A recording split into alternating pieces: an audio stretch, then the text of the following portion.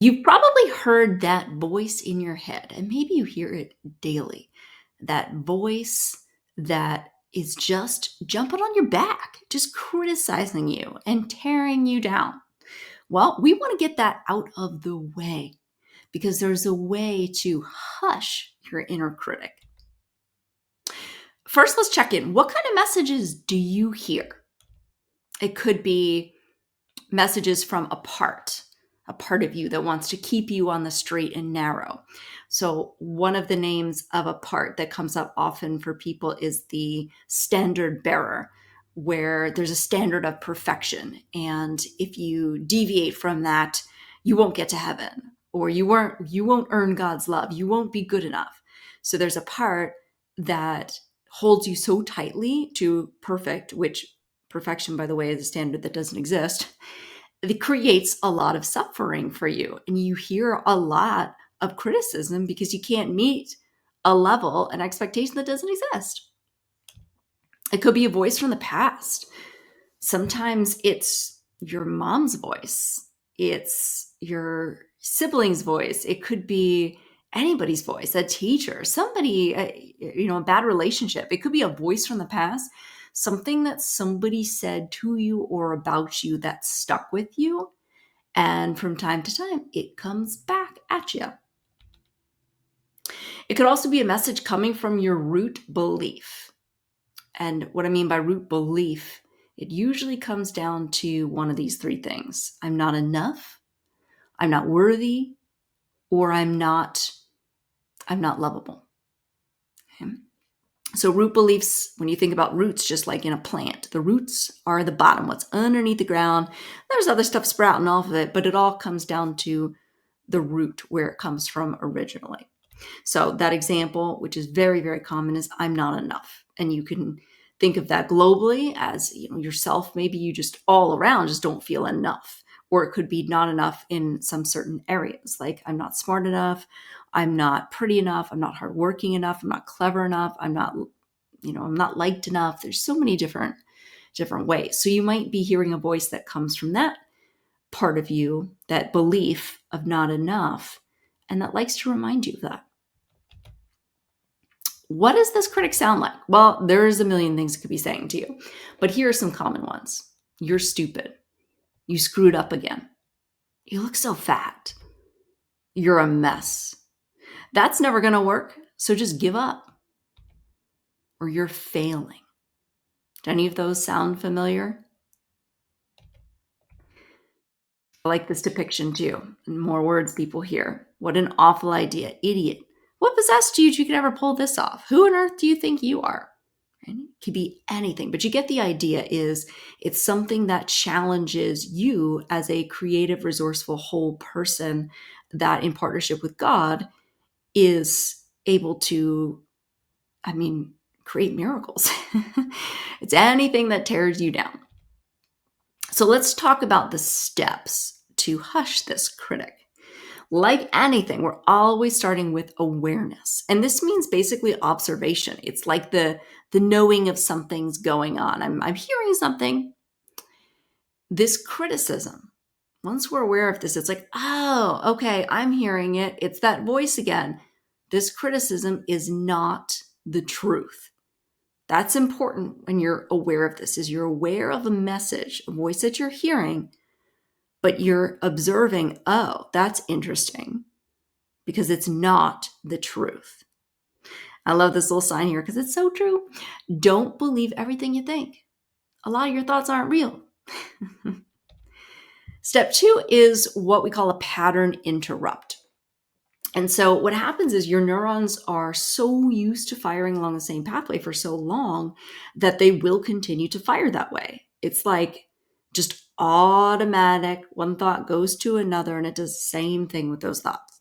So you have to literally interrupt the pattern. If you think about energy, like even just electricity flowing through a wire, right? Or water through a gardening hose. What we're trying to do is to stop that flow through that pathway. So maybe we bend the wire, we pinch the hose. We need a way to pattern interrupt this and say, we're not traveling this pathway anymore. So that's a pattern interrupt. So For example, let's say you're aware of a message, right? The first thing, before even wondering what else might be true, the first thing is to say, oh, Control Alt Delete, Control Alt Delete. Nope, I don't accept that. That's not true. Control Alt Delete. So you need a word or a phrase in there to help you shake out of it. And you can bring a physical aspect into this too. You could stand up, you could put your shoulders back, you can do something that's going to physically and verbally cut it off and say, nope, that's not the flow. Control Alt Delete. I don't accept that. That's not true. All right, let's just pause here for a minute. Step 3 is the counter conditioning. Because now we've started to stop the flow, right? It was like, nope, we're not flowing down there. That's not the way I'm going. But you have to redirect the flow. It's got to go somewhere. So that's where we direct it into a couple different things here. One is a decision to accept. So I'll give you something for me, right? So I have some scoliosis in my back to where it's curved, especially at the top. And it don't look too good.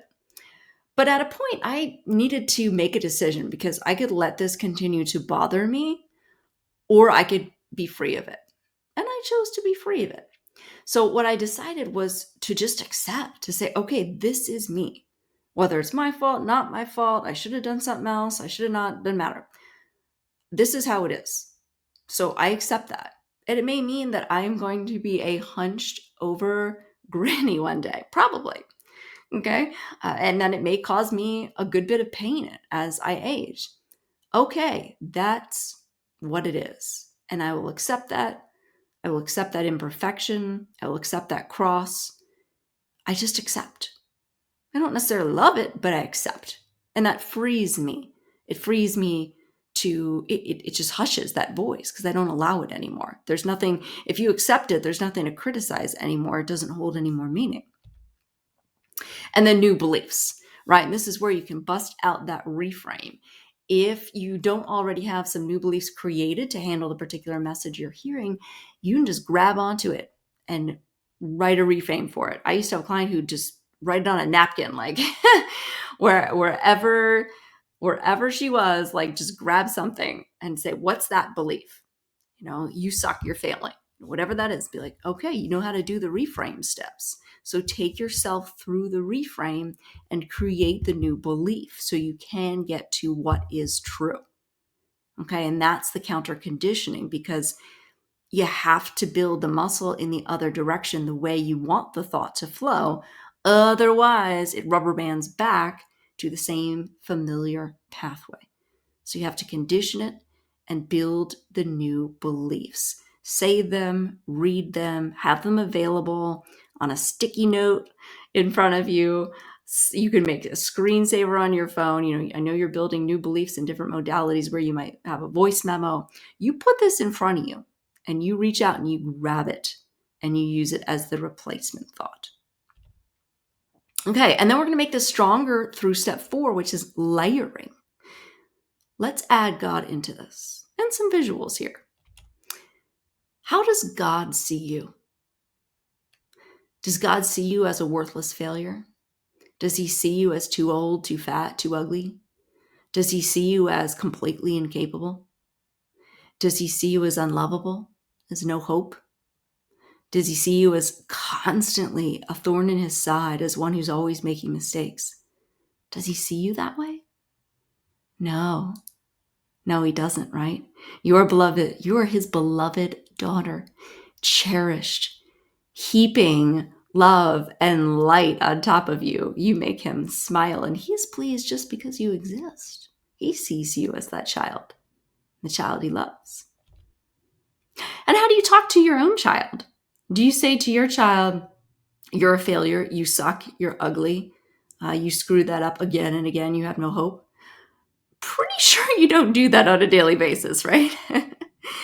So why is it any different? Why do you get to say it to you? Now let's bring it even more personally to you. How would you talk to yourself as a little girl? I had a client who had this picture of herself, maybe around the age of 7, and she put it next to her computer to remind herself. that she is that little girl. Nothing's changed. Is she really going to sit there and talk to her little girl self in those harsh ways? No. You would never talk to a child like that. And you were that child. You grew up deserving all of the positive truth. You deserved all of that. Why does that change? It really doesn't. Step 5, look for evidence of the truth, right? Your brain has that reticular activating system, RAS, and what you set it to look for, it will start to collect evidence of. But for a long time, it's been set to collect evidence of those negative beliefs of how you are less than, how you are feeling, how you are ugly, how you are not capable. If that's the belief, the brain will search for evidence to substantiate it. That's just what it's looking for. So set it to look for evidence of the truth that, let's think about the ways today in which I am capable. Okay, what ways did I show love today? How did I show up? How was my being just enough today? And you got to look for the evidence of the truth of the new beliefs. Okay, and just to recap the steps here for hushing your inner critic, awareness is first. You can't do anything if you don't know about it. So that's the observation. Observe. Oh, I hear it. Number 2 is that pattern interrupt. Cut it off. Pinch the flow of the hose. Pattern interrupt. Control Alt Delete. I don't accept that. Then counter conditioning. That's the repetition of the new beliefs or a decision you make about it, a decision of acceptance. What is the truth here? Bring your reframes into this. And layer. See it through that different perspective, not just the harsh critic lens, but through God's lens and through you as a child and how you would talk to your own child. That's having compassion, really, is what number 4 is grounded in. And number 5, look for evidence of the truth. See the good, see the possibility. Allow that to expand and to be more evidence than there is evidence of the bad, right? More of the positive, of the abundance than of the deficit. Okay. All right. This will take some practice. So just simply go about being aware. You may not need to grab onto this for a couple of days till something comes up. Just know that it's available for you. You can write this down. Make sure you have the steps. I know you'll be practicing your reframes, and the better you get at reframing, the more automatic this whole process will be.